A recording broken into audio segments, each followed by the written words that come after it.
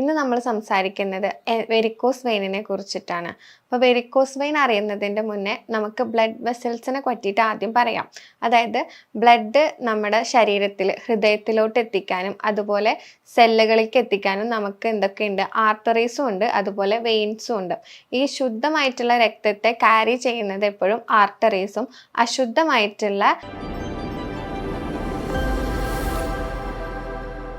നമസ്കാരം, ഞാൻ ഡോക്ടർ അക്ഷര, ഭൂമി വെൽനസ് ക്ലിനിക്കിലെ ആയുർവേദ കൺസൾട്ടൻ്റ് ആണ്.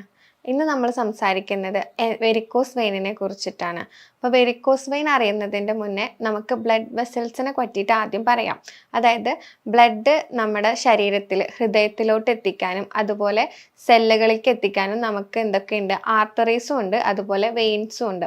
ഈ ശുദ്ധമായിട്ടുള്ള രക്തത്തെ ക്യാരി ചെയ്യുന്നത് എപ്പോഴും ആർട്ടറീസും, അശുദ്ധമായിട്ടുള്ള അതായത് ഇമ്പ്യൂരിറ്റീസ് അടങ്ങിയിട്ടുള്ള ബ്ലഡിനെ സെൽസിൽ നിന്ന് ഹാർട്ടിലേക്ക് എത്തിക്കുന്നത് വെയിൻസ് വഴിയാണ്. നമുക്കറിയാം, ഈ കാലുകളിൽ നിന്ന് ഹൃദയത്തിലേക്ക് ഈ അശുദ്ധ രക്തങ്ങൾ എത്തുന്നത് വെയിൻസ് വഴിയാണ്. അപ്പം അതിന് മുകളിലോട്ട്, അതായത് ഗ്രാവിറ്റേഷണൽ ഫോഴ്സിനും എഗെയിൻസ്റ്റ് ആയിട്ടാണ് ഈ ബ്ലഡ് ഫ്ലോ നടക്കുന്നത്. അപ്പോൾ ഈ ബ്ലഡ് ഫ്ലോനെ സഹായിക്കുന്നത് ഈ വെയിൻസിനകത്ത് കുറച്ച് വാൾവുകളുണ്ട്. ഈ വാൾവുകൾ പ്രോപ്പറായിട്ട് ഫങ്ഷൻ ചെയ്യുന്നതിൻ്റെ ഭാഗമായിട്ടാണ് എഗെയിൻസ്റ്റ് ദ ഗ്രാവിറ്റേഷണൽ ഫോഴ്സിലും നമുക്ക് കാലുകളിൽ നിന്ന് മുകളിലേക്ക് ഹൃദയത്തിലോട്ട് ഈ ബ്ലഡ് നമുക്ക് എത്തിക്കാൻ പറ്റുന്നത്. അപ്പോൾ ഈ വാൾവുകളിൽ എന്തെങ്കിലും ഡാമേജ് അല്ലെങ്കിൽ വാൾവുകൾ പ്രോപ്പറായിട്ട് ഫങ്ഷൻ ചെയ്യാതെ പോകുമ്പോഴാണ് ഈ ബ്ലഡ് നമ്മുടെ കാലുകളിൽ കെട്ടിക്കിടക്കും. ഈ കെട്ടിക്കിടക്കുന്ന അവസ്ഥയാണ് വെരിക്കോസ് വെയിൻ എന്ന് പറയുന്നത്. ഇങ്ങനെ വരുമ്പോൾ എന്തുണ്ടാകും, ഈ വെയിൻസിനകത്ത് ബ്ലഡ് കെട്ടിക്കിടന്ന് സ്വെല്ലിങ്ങുകൾ അത് വീർക്കാൻ തുടങ്ങും. അത് സ്കിന്നിന്റെ തൊട്ട് താഴെ ഒരു നീല കളറിൽ കാണപ്പെടാനും കാരണമാകുന്നു. ഇങ്ങനെയുള്ള ഈ രക്തം കാലുകളിലെ വെയിൻസിൽ കെട്ടിക്കിടക്കുമ്പോൾ അത് സ്വെല്ലിംഗ് ആയിട്ട് മാറും.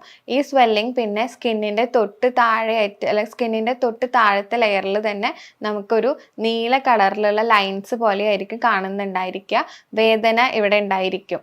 ഇത് കൂടി വരുമ്പോഴാണ് പേഷ്യൻറ്റിന് അല്ലെങ്കിൽ ആളുകൾക്ക് ഡെയിലി ആക്ടിവിറ്റീസിനൊക്കെ ഭയങ്കരമായിട്ട് ബുദ്ധിമുട്ടുണ്ടാക്കും. അതായത് ഒരുപാട് നടക്കാൻ പറ്റായിക അല്ലെങ്കിൽ ഇരിക്കാനും നിൽക്കാനും കഴിയാത്ത ഒരവസ്ഥയിലോട്ട് എത്തിക്കുന്നത്. ഈ വെരിക്കോസ് വെയിൻ എന്ന് പറയുന്നത് ഒരു ഒക്യുപ്പേഷണൽ ഡിസീസ് ആയിട്ടാണ് പറയുന്നത്. അതായത് ജോലി സംബന്ധമായിട്ടുള്ള കാരണങ്ങൾ കൊണ്ടാണ് കൂടുതലായിട്ടും കാണപ്പെടുന്നത്. അതായത് ഒരുപാട് നേരം നിന്ന് ജോലി ചെയ്യുക അല്ലെങ്കിൽ ഒരുപാട് ദൂരം നടക്കുക, അങ്ങനെയുള്ള കാര്യങ്ങൾ ചെയ്യുന്ന ആൾക്കാരിലായിരിക്കും ഇത് കൂടുതലായിട്ട് കണ്ടുവരുന്നത്.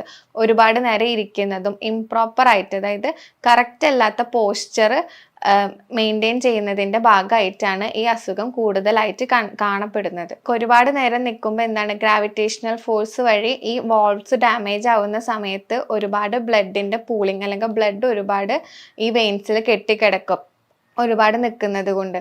അതുപോലെ തന്നെ നമ്മൾ ഇരിക്കുന്ന സമയത്തായാലും കാലുകൾ തൂക്കിയിട്ടിട്ടാണ് ഇരിക്കുന്നത്. ഇതും എന്തുണ്ടാക്കും, ബ്ലഡ് വെസൽസിൽ അല്ലെങ്കിൽ വെയിൻസിനകത്ത് ബ്ലഡ് കെട്ടിക്കിടക്കുന്നതിൻ്റെ മറ്റൊരു കാരണമാകുന്നു. ഈ വെയിൻസിനകത്തുള്ള വാൾവുകൾ ശരിയായ രീതിക്ക് പ്രവർത്തിക്കുന്നില്ല അല്ലെങ്കിൽ ഇംപ്രോപ്പർ ആയിട്ടുള്ള ഫങ്ഷനിങ് ചെയ്യുന്ന സമയത്ത് അല്ലെങ്കിൽ അങ്ങനെയുള്ള ആളുകൾ കൂടുതൽ നേരം നിൽക്കുമ്പോൾ ഒരുപാട് ബ്ലഡ് ഹാർട്ടിലോട്ട് എത്താതെ അത് പൂൾ ചെയ്ത് കിടക്കും നമ്മുടെ കാലിൽ, അല്ലെങ്കിൽ കാലിൽ കെട്ടിക്കിടക്കുന്ന ഒരു അവസ്ഥ ഉണ്ടാകും. അതുപോലെ തന്നെ ഇരിക്കുമ്പോൾ കൂടുതലായിട്ടും കാല് തൂക്കിയിട്ടിട്ടാണ് ആളുകൾ ഇരിക്കുന്നത്. അതിൻ്റെ ഭാഗമായിട്ടും ഈ കാലിൽ ബ്ലഡ് അടിഞ്ഞുകൂടുന്നതിനുള്ള ചാൻസ് കൂടുതലാണ്.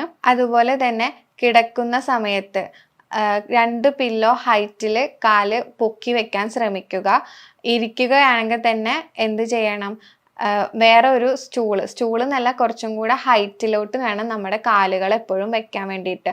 ഹാർട്ടിനോട് അടുത്തേക്ക് വരുന്ന രീതിക്ക് നമ്മുടെ എക്സ്ട്രിമിറ്റീസ്, അതായത് കാലുകൾ എപ്പോഴും ഹാർട്ടിനോട് അടുത്ത് വരുന്ന രീതിക്ക് വെക്കുന്നത് വളരെയധികം നല്ലതാണ്. കാരണം നമുക്ക് ഈ സർക്കുലേഷൻ ഇമ്പ്രൂവ് ചെയ്ത് കൊണ്ടുവന്ന ഈ ഡിസീസ് നമുക്കൊരു പരിധി വരെ കുറച്ചു കൊണ്ടുവരാൻ പറ്റും. ഇനി നമ്മൾ ഇരിക്കുന്ന സമയത്താണെങ്കിൽ കാല് നമ്മൾ ഇരിക്കുന്ന അതേപോലത്തെ മറ്റൊരു ചെയറിലോട്ടോ അല്ലെങ്കിൽ സ്റ്റൂളിലോട്ടോ ആയിരിക്കും കാല് പൊക്കി വെക്കുക.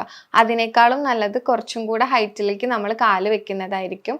എന്ന് വെച്ചാൽ നമ്മുടെ ഹാർട്ടിലോട്ട് ഹാർട്ടിനോട് ചേർന്ന് നിൽക്കുന്ന രീതിക്ക് എക്സ്ട്രിമിറ്റീസ്, അതായത് കാലുകൾ വെക്കുന്നത് വളരെയധികം നല്ലതായിരിക്കും. അപ്പം നമുക്ക് എന്തുണ്ടാവും, ഡിസ്റ്റൻസ് കുറയുമ്പോൾ സർക്കുലേഷൻ കൂടും. അപ്പോൾ ഡിസ്റ്റൻസ് കുറയുക, ഹാർട്ടിൽ നിന്ന് കാലും ഹാർട്ടും തമ്മിലുള്ള ഡിസ്റ്റൻസ് കുറയുമ്പോൾ ഈ സർക്കുലേഷൻ ഒന്നും കൂടെ നമുക്ക് ഇമ്പ്രൂവ് ചെയ്ത് വരാൻ പറ്റും. അതായത് കാലുകൾ മടക്കി വെക്കുക, അല്ലെങ്കിൽ ഫോൾഡ് ചെയ്ത് വെക്കുന്നതും ചമ്രം പടിഞ്ഞിരിക്കില്ലേ, അങ്ങനെ ഇരിക്കുന്നതൊക്കെ വളരെയധികം നല്ലതാണ്. നമ്മുടെ എക്സ്ട്രിമിറ്റീസ് നമുക്ക് മാക്സിമം ഹാർട്ടിനോട് ക്ലോസ് ചെയ്ത് വെക്കാൻ പറ്റുമെങ്കിൽ ഈ സർക്കുലേഷൻ ഇമ്പ്രൂവ് ചെയ്ത് നമുക്ക് കൊണ്ടുവരാൻ സാധിക്കും.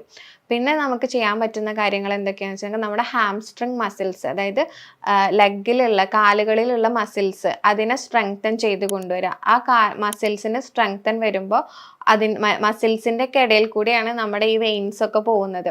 അപ്പോൾ ഈ വെയിൻസിന് ഒരു പ്രഷർ കിട്ടും. ഈ പ്രഷർ കാരണം നമുക്ക് എന്തുണ്ടാവും, മുകളിലോട്ട് രക്തയോട്ടം മുകളിലോട്ട് കൂട്ടാൻ വേണ്ടിയിട്ട് വളരെയധികം സഹായിക്കും.